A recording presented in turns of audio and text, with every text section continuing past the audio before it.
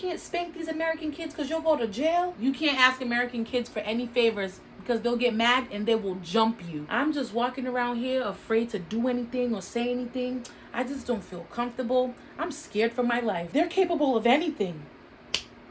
You're my grandmother.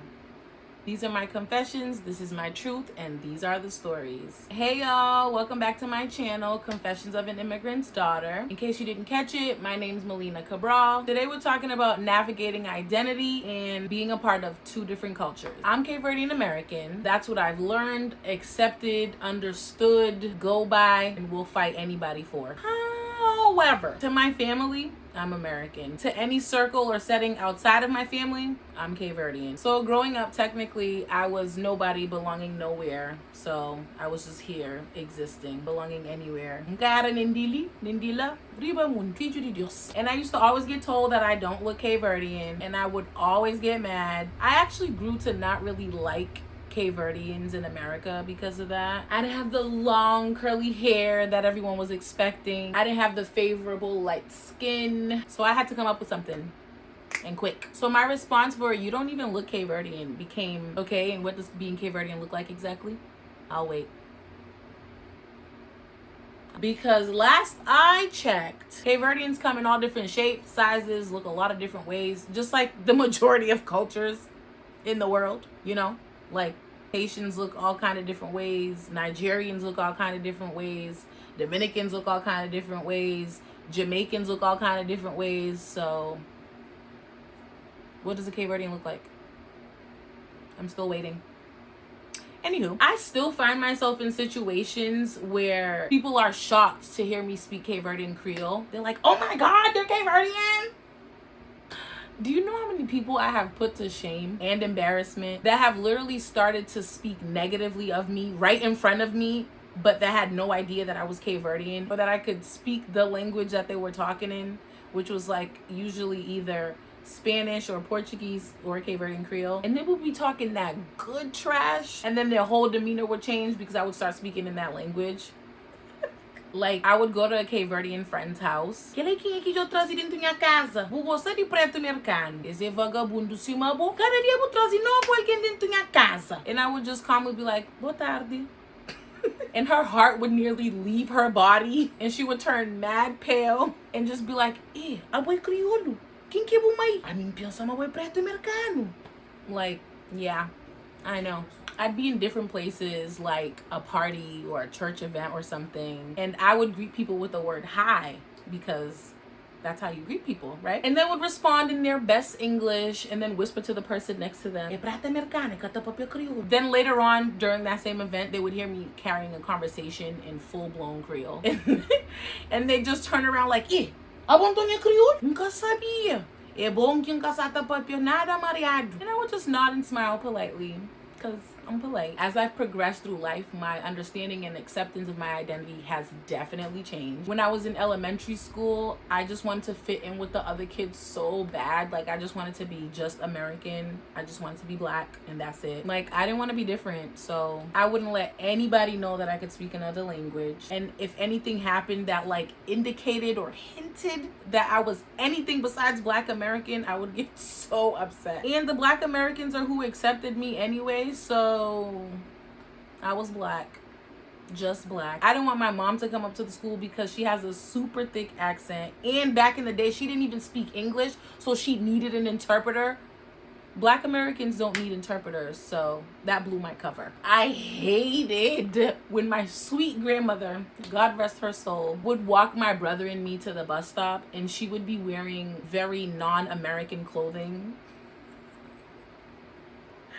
And she would talk to the bus driver not in English, and all the kids on the bus would see that. I would get so upset. Like, don't be letting people know that I'm not Black American. Thank you. I was not about that life at all. The killer for me growing up was the way my mom would call me outside. We lived in the projects from the time I was 5 years old to 14 years old. And in the projects back then, the way that parents would let their kids know that it's time to come inside is they would go to the front door and yell at the top of their lungs their kid's name. But when my mom did it, it was super Cape Verdean. She would stand at the door like, "Oh, for half the projects to hear, bro. And when I was too far away to hear her, people would come up to me and be like, yo, Melina, you know your mom called you like 10-15 minutes ago? And I would be like, oh damn. And don't let her have to come outside to go get me. And of course, it would only happen when I was in a crowd of the coolest kids in the projects, which was the older kids. She would come out there in her moo talking about some, oh, Melina, desde que chamou, boa bem mabusada parudo. Minha bem dentro. Just a note, so bandido com bandida que tá estando na rua de noite. No way. And no matter how fast I walked over there and how quickly I tried to get her to be quiet, she would just be out there loud and proud. She was not lowering her voice.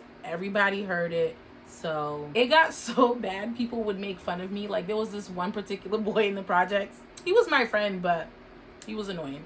He would come up to me every time he saw me. He'd be like, oh, Melina, oh, Ivandro. Ivandro's my younger brother's name. And of course, I would get so upset. Like, shut up. By the time I got to middle school, I was still embarrassed, still had a secret double life. Until like about the end of middle school, when we had one multicultural show in 8th grade and I represented Cape Verde, so it was like a cool thing a little bit, kind of. And in middle school, it was also cool to be able to speak Spanish, so I was riding the Spanish speaking wave for a little bit because I learned Spanish when I was like 5 years old. The projects I grew up in had mad Dominicans and Puerto Ricans, so yeah. By the time I got to high school, it became okay to be something other than Black American. There were multicultural shows all the time. There were so many different bilingual people all over the place, so it was all right. And I started to come into my identity some more. In college, race and ethnicity were celebrated like it was this wonderful grand thing, which it is. It is. There was Black Student Union. There was the Cape Verdean Student Association.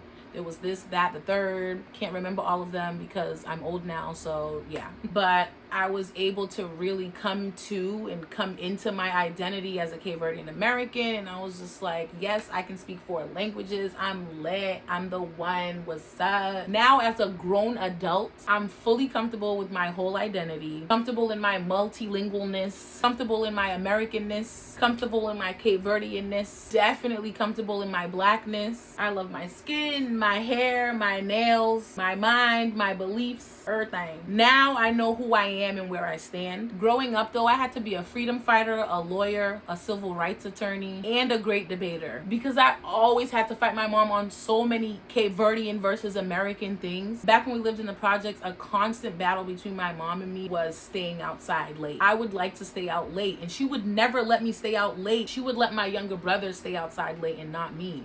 And I would be like, but I'm older than him though. Like, I was born before him.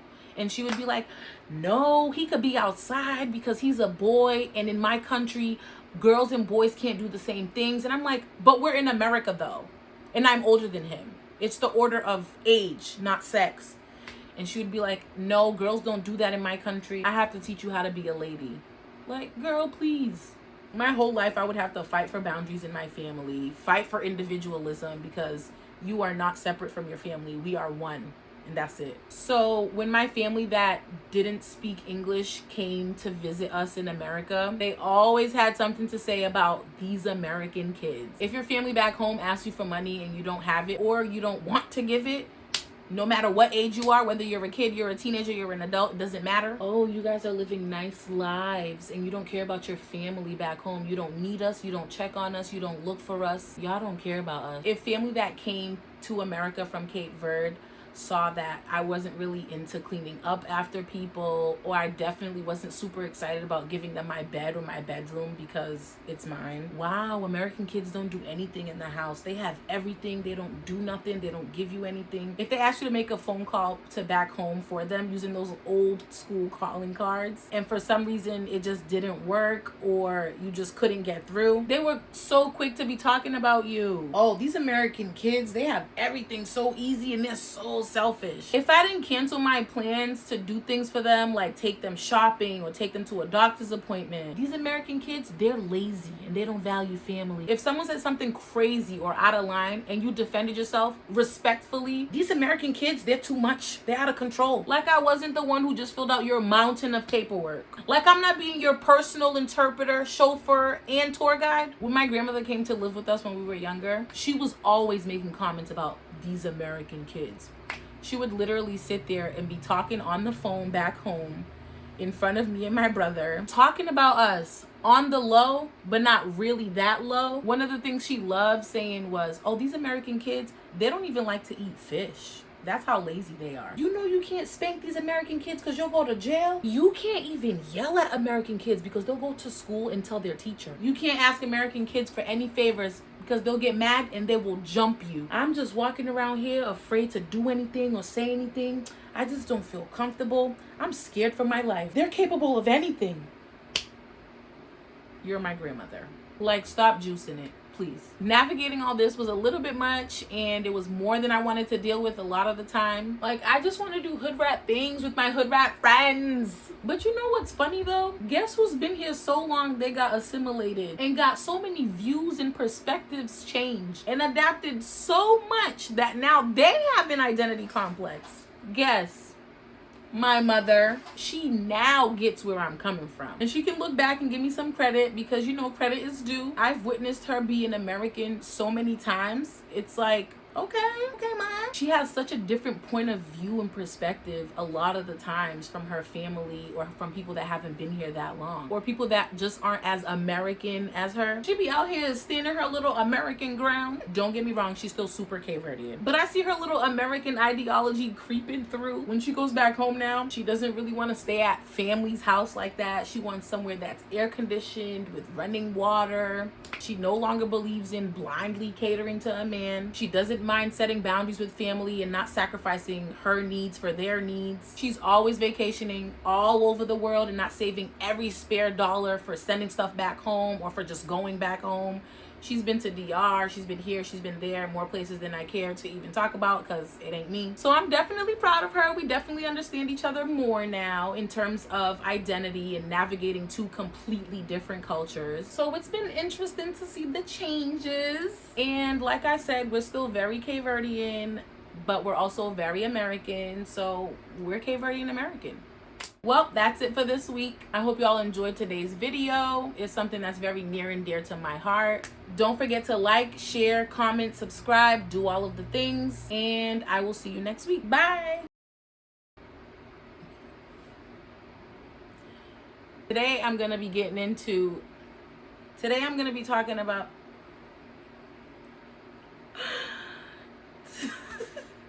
and I used to always get told that I didn't look Cape Verde.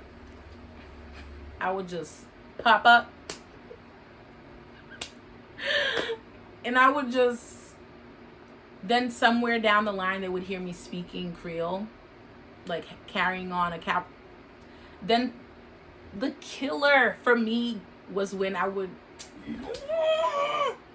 okay, the killer for me, what was the killer? The killer for me, Jesus and Mary. And when I was too far away to hear her, people would come up to me and be like, yo, Melina, you know,